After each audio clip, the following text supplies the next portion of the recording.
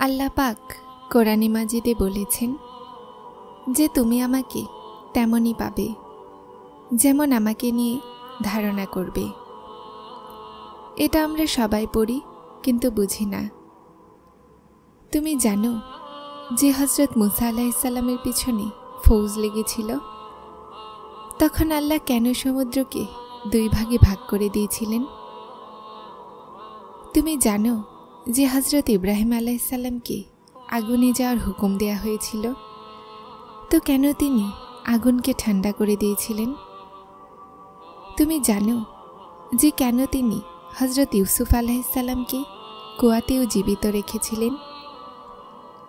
তুমি কি জানো কেন তিনি হযরত হাজেরাকে মরুভূমিতেও জমজম দিয়েছিলেন? কেন হযরত ইউনুসকে মাছের পেটেও জীবিত রেখেছিলেন? কেন হযরত জাকারিয়াকে বার্ধক্যেও সন্তান দান করেছিলেন? তাদের সবার মধ্যে শুধুমাত্র একটা জিনিসের মিল ছিল, বিশ্বাস। তাদের মধ্যে একজনও আশা ছাড়েনি। তারা বিশ্বাস রেখেছিল যে আল্লাহ রাস্তা বের করবেন। আর দেখো, আল্লাহ রাস্তা বের করেছেন। তারা সবাই তার উপরে বিশ্বাস রেখে সামনে এগোতে ছিল। আর দেখো, আল্লাহ তাদেরকে হতাশ করেননি। আর তাওয়াক্কুল তো এটাই, যে কোনো রাস্তা না থাক আর তুমি বলো যে আল্লাহ রাস্তা বানাবেন।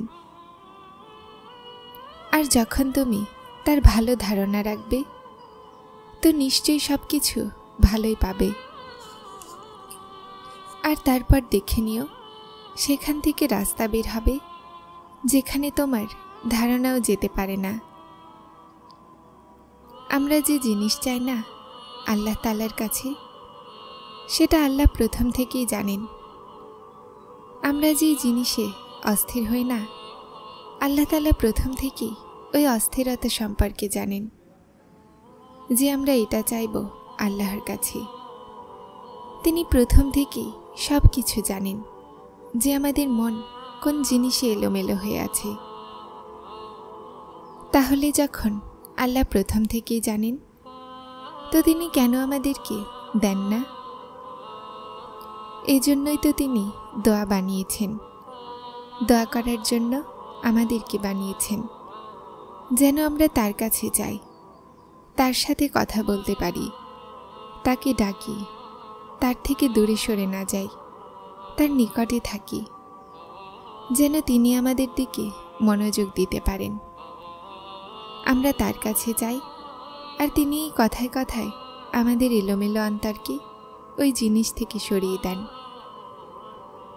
এত ভালোবাসেন আল্লাহ আমাদেরকে, যে আমাদের জন্যই তিনি আমাদের দুঃখ দেন, আর আমাদের জন্যই আমাদেরকে ভালোবাসেন। যখন আল্লাহর মর্জি ছাড়া এই দুনিয়ার একটা পাতাও নড়তে পারে না, তাহলে তোমার আল্লাহর কাছে বারবার চাওয়া, তার সামনে ঝুঁকে যাওয়া বিনা কারণে নয়।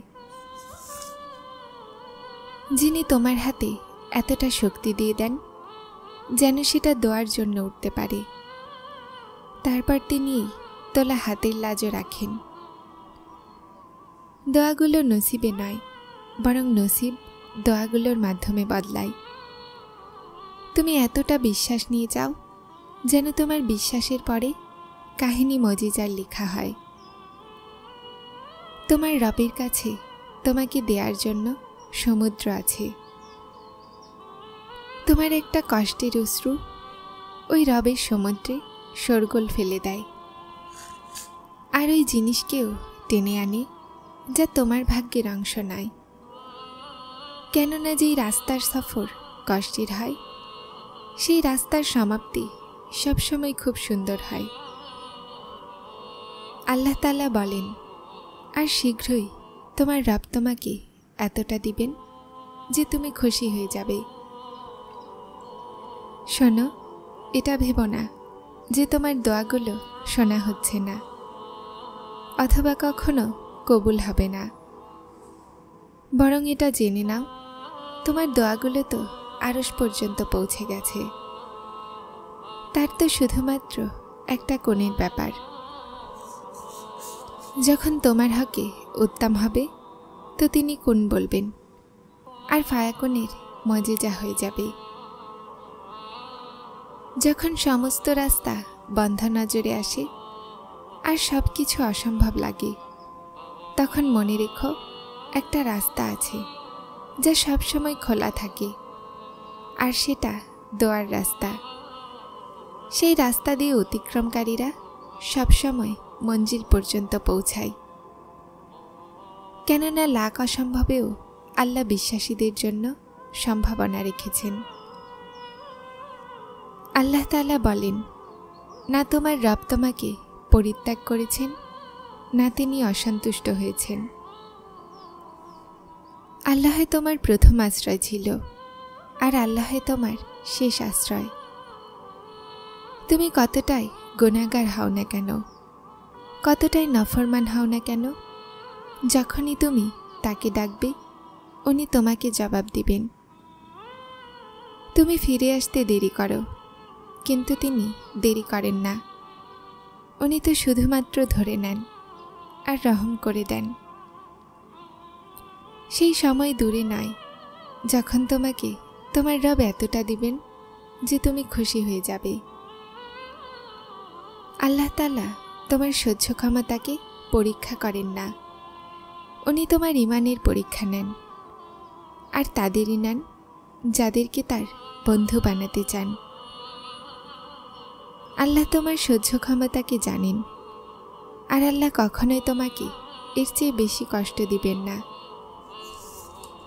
তোমার মনে হয় যে এখন আমি ক্লান্ত হয়ে গেছি, কিন্তু ক্লান্ত তোমার ঈমান নয়, শুধু আশাগুলো ঘাবড়ে যায়। যখন আল্লাহ কোন বলেন না, তো অসম্ভব সম্ভব হয়ে যায়, আর দোয়াগুলো ভাগ্যের উপরে ভারী হয়ে যায়। যদি তুমি চাও তোমার সব দোয়াগুলো কবুল হয়ে যাক, তো তাহাজ্জুদ পড়তে থাকো, আর আল্লাহর কাছে তোমার মনের সমস্ত কথা বলতে থাকো। এই সময় আল্লাহ আমাদের খুব নিকটে থাকেন। জানো, আল্লাহকে রাজি করানো খুব সহজ। একটা সিজদা আর একটু অশ্রু, আর সেই দুই জাহানের বাদশাহ রাজি হয়ে যান। যাদের তকদিরে বিশ্বাস থাকে তারা নিজের উপরে নাজিল হওয়া বিপদে ভয় পায় না। দোয়া পাহাড়গুলোকেও তাদের জায়গা থেকে সরাতে পারে। তাহলে কবুলিয়তের সন্দেহ তো আসেই না।